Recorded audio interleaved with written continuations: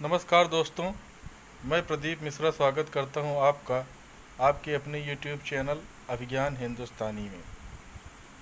दोस्तों, बात है सन 1930 के आसपास की, जब चंद्रशेखर आज़ाद झांसी में रहा करते थे। जैसा कि मैंने अपने पहले के वीडियोस में आपको बताया है कि वो अपने एक परम मित्र मास्टर रुद्र नारायण के घर में रहा करते थे। उन दिनों उनकी खोज बहुत ज़ोर शोर से हो रही थी, क्योंकि काकोरी कांड के बाद वो एकमात्र ऐसे अभियुक्त थे जिन्हें पकड़ा नहीं गया था। तो चंद्रशेखर आज़ाद की खोजबीन बहुत कायदे से हो रही थी। ऐसी स्थिति में जो सीआईडी का चीफ था, जिसका नाम नॉट बाबर था, नॉट बाबर को शक हुआ कि शायद चंद्रशेखर आज़ाद मास्टर रुद्र नारायण के घर में रहा करता है। मास्टर रुद्र नारायण वही हैं जिन्होंने चंद्रशेखर आज़ाद की मूंछों पे ताव देने वाली तस्वीर बनाई थी। ऐसी स्थिति में एक दिन बरसात, उस रात बारिश बहुत तेज़ हो रही थी।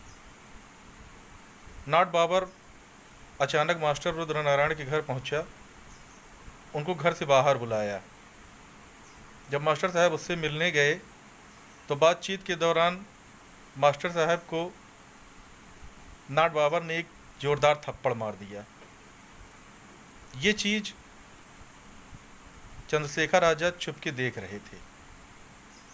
मास्टर रुद्र नारायण ने तो कुछ नहीं कहा, वो तो चले गए। सीधे साधे आदमी थे, सीधे साधे भी थे और क्रांतिकारियों के साथी तो थे ही, लेकिन वो फ्रंट पे नहीं आना चाहते थे। वो बैक से क्रांतिकारियों की मदद करते थे।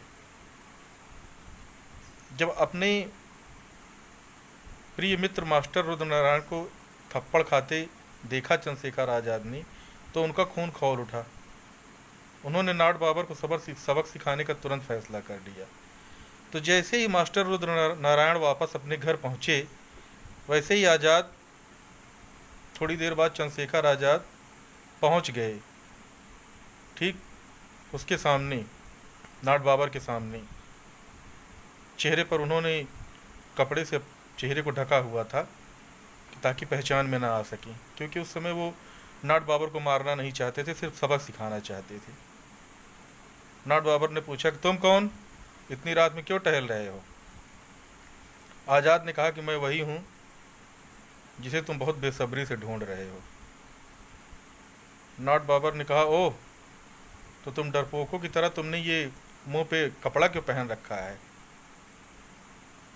आज़ाद जी ने कहा कि हिम्मत है, अगर तुम बहादुर हो तो मेरा कपड़ा हटा दो, हटा के मेरा चेहरा देख लो, मुझे पकड़ लो। नॉट बाबर ने कहा, अच्छा। आज़ाद के चेहरे से कपड़े हटाने का जैसे उसने प्रयास किया, आज़ाद ने उसके हाथ को पकड़ लिया और पकड़ के इतना ज़ोरदार घुमाया उसके हाथ को कि उसका हाथ टूट गया और वहीं ज़मीन पर गिर के तड़पने लगा।